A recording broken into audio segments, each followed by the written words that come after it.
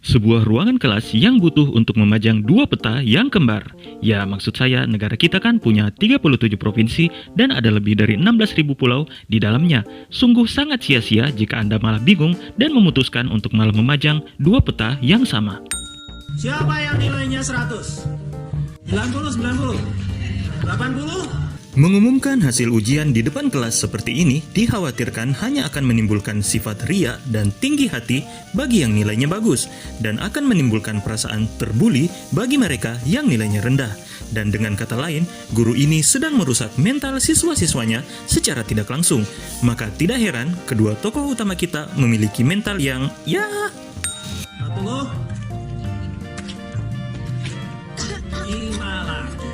Bima lagi. Dari kata-kata Pak Guru barusan menunjukkan bahwa pengumuman nilai secara terbuka di depan kelas seperti ini sudah sering dilakukan. Dan walaupun begitu, tetap saja masih banyak siswa yang nilainya di bawah standar. Termasuk Bima. Itu berarti cara ini tidak efektif memotivasi para siswa untuk meraih nilai yang lebih baik. Mungkin selanjutnya Pak Guru tidak usah mengumumkan nilai di depan kelas seperti ini. Mungkin lebih baik jika diumumkan di masjid. Yang penting kan nggak nyontek. Nggak nyontek? Emangnya Anda pikir bagaimana dia bisa mendapat nilai 40?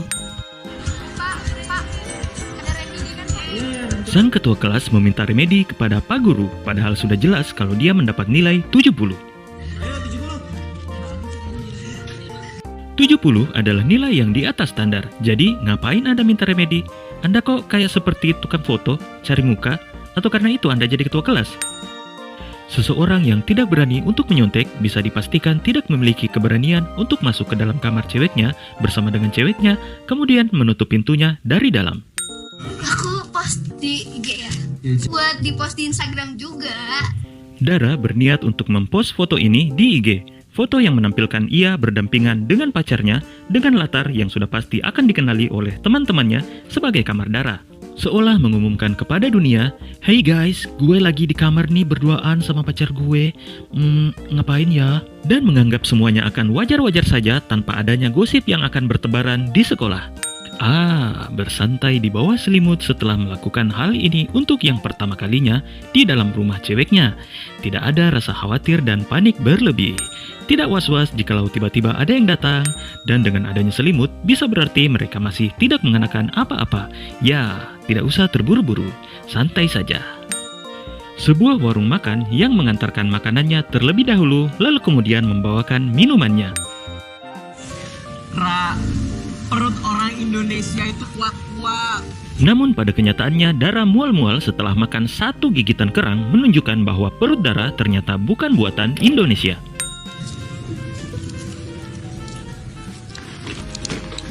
Walaupun kebelet muntah, Dara tidak melakukannya di sini saja, karena lebih dekat dari pintu keluar warung dan agak tersembunyi oleh jejeran motor yang sedang parkir.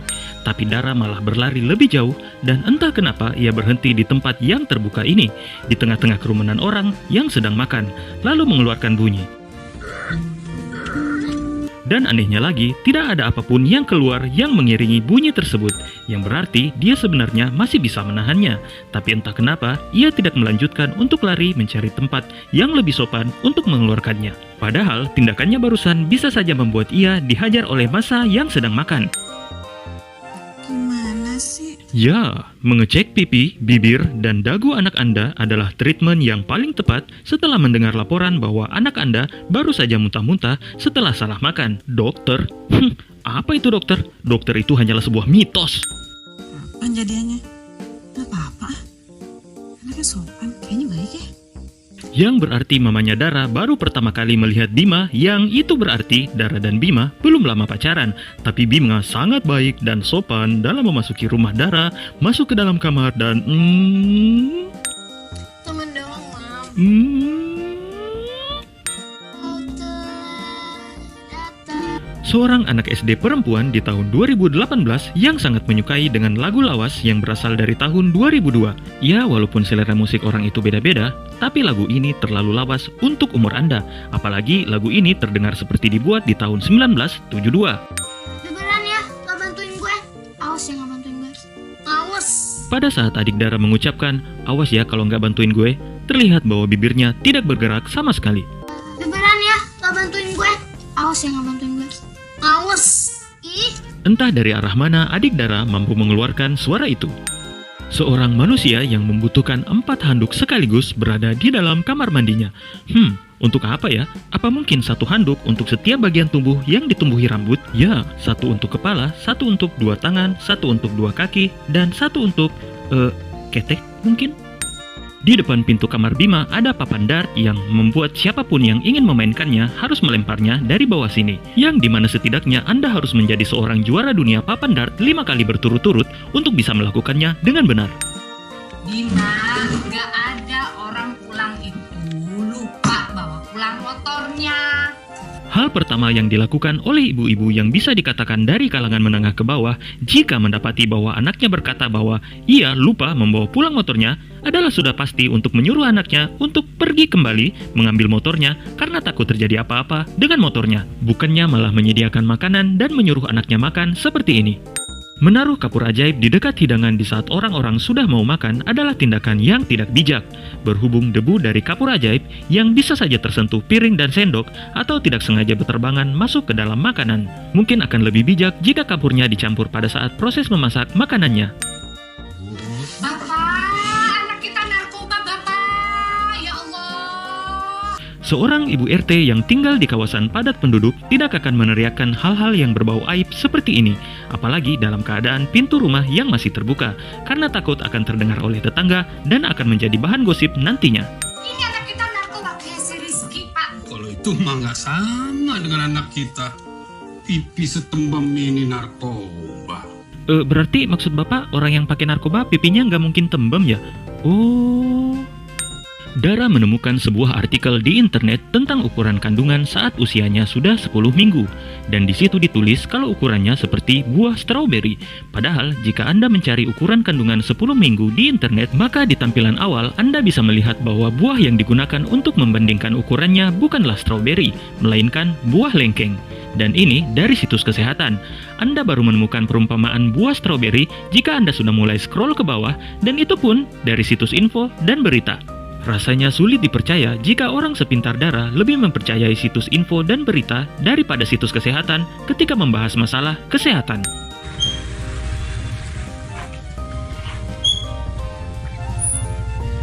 Memarkir motor tepat di depan pintu rumah orang yang tidak Anda kenal dapat mengakibatkan ban kempes, spion patah atau hilang, dan motor yang terguling. kamu rasain sesuatu gak? Anda pernah dengar stroberi yang bisa menendang? Tidak kan? Ya karena dia tidak punya kaki. Sama seperti kelengkeng, maksudnya kandungan Anda. Karena umurnya baru 10 minggu, jadi dia belum punya kaki. Jadi mana mungkin Bima bisa merasakan apa-apa. Walaupun sudah terkena masalah dan stres serta bingung dengan adanya masalah kehamilan yang diakibatkan oleh perbuatan mereka berdua, namun kedua ABG ini seakan tidak kapok dan masih berani berduaan berada di dalam kamar. Aku masih bisa ke Korea gak ya? Dara masih bisa membahas untuk pergi ke Korea, walaupun pada kenyataannya cewek ABG yang mengalami masalah kehamilan seperti ini akan lebih fokus ke bagaimana caranya agar ia tidak dicoret dari kartu keluarga. Terus aku sakit ini gimana? Bagaimana caranya kepala Anda yang terkena bola tapi perut Anda yang sakit? Kandungan Anda di kepala. Dan Pak Guru ini hanya bisa menatap Dara yang sedang kesakitan. Untuk beberapa saat, ia hanya bisa berdiri di situ tanpa berusaha berbuat apa-apa. Padahal ini adalah jam pelajarannya, yang artinya ini adalah tanggung jawabnya. Tapi ia tidak peduli, seakan ia menikmati melihat cewek ABG yang sedang kesakitan. Ayah dan ibu Dara terdengar menggerakkan gagang pintu dengan kerasnya saat mereka berusaha masuk ke ruangan UKS. Ya, walaupun sebenarnya pintu di ruangan UKS tidak terkunci. Ya memang salah kamu. Kalau bukan karena kamu, anak saya nggak akan bandel gini. Salah Bima? Sebenarnya hal ini lebih tepatnya terjadi karena kurangnya pengawasan Anda terhadap anak Anda. Anda bisa memiliki mobil yang bagus, rumah yang mewah, beserta perabotannya yang elegan. Anda bahkan mampu untuk membeli ini. Tapi kenapa Anda tidak punya salah satu dari barang-barang ini? Anak Anda memang telah melakukan kesalahan, namun itu terjadi karena Anda sebagai orang tua telah memberinya kesempatan. Saya bisa tuntut sekolah ini, Pak. Bapak, saya bisa tuntut sekolah ini. Serius saya. Anda mencoba menuntut sekolah karena sekolah menghukum anak Anda yang melanggar aturan sekolah? Bukannya, itu hanya akan membuat Anda dituntut balik oleh pihak yang berwajib. kecuali Anda menuntutnya ke ormas. Bima sekeluarga beserta Dara pulang ke rumah dengan menggunakan sebuah mobil. Dan ketika sudah di depan pintu rumah, tidak terlihat adanya motor Bima yang terparkir.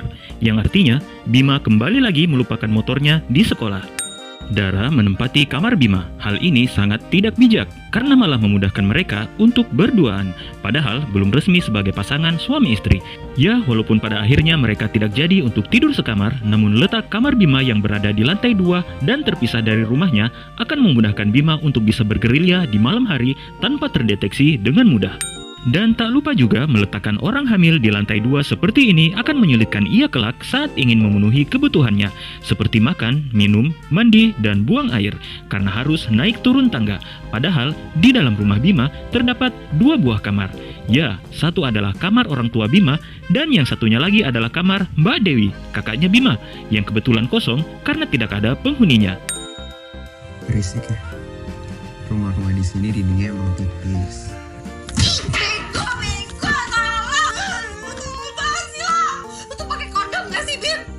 Mengingat rumah-rumah di sekitar sini dindingnya begitu tipis sehingga sudah pasti pembicaraan Anda barusan akan kedengaran oleh tetangga. Kira-kira apakah Anda berpikir apa yang ada di benak tetangga mendengar dialog Anda barusan? Tetanggaku bertengkar lagi. Entah kali ini ada apa di antara mereka. Apa?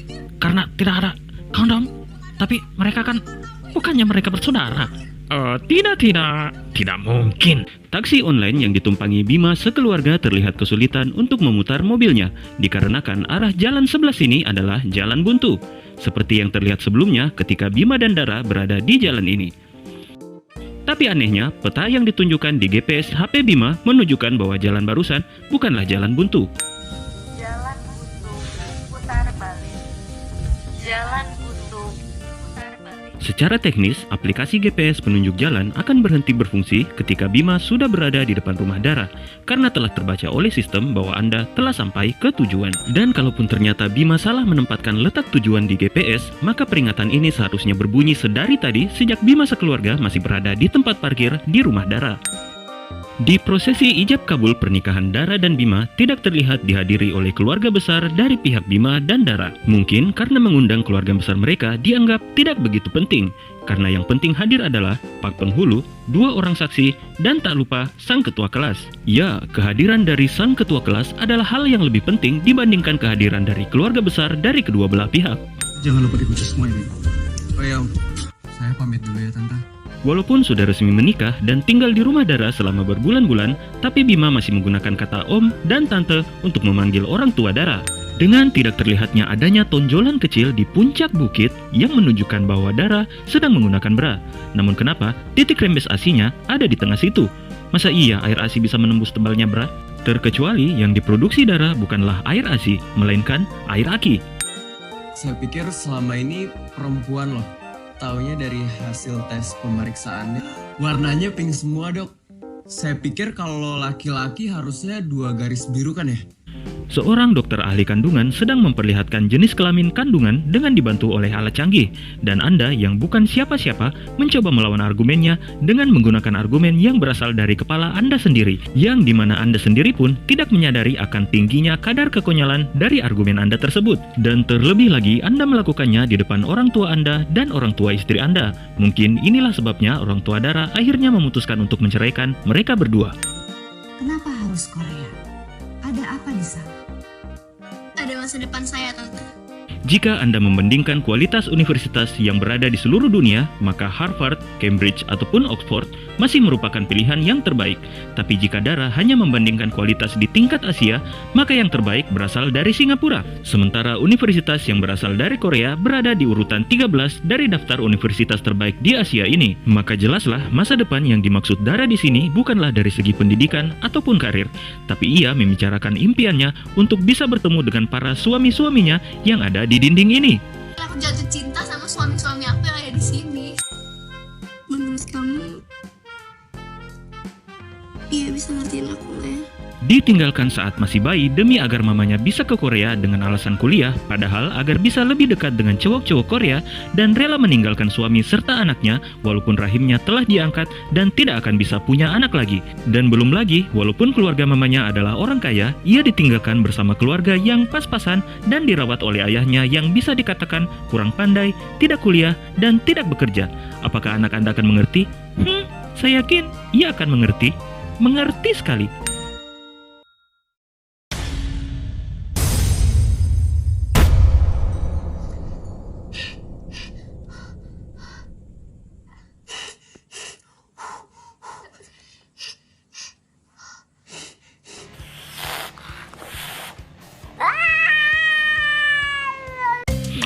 Terima kasih buat kalian yang sudah menonton sampai habis. Jangan lupa tinggalkan subscribe, like, dan komen.